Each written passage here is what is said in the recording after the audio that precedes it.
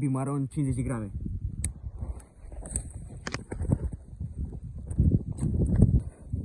De acolo, zoom. De zoom, de zoom.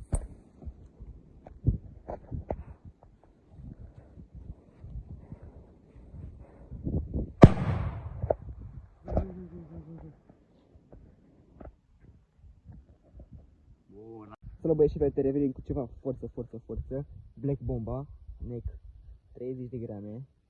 Dacă vedeți acolo jos, categoria F4. I-am pus și fitil de siguranță, vă recomand și vouă să faceți la fel. Și bun, o să aruncăm în față. Stai să... Aruncăm. 30 de grame, avem pretenții de la asta, pretenții mari. Nu cum bubuie.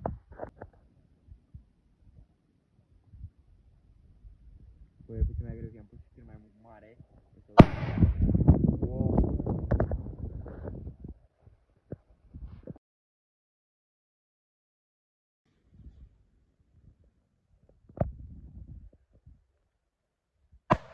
Bun. Wild Bulldog.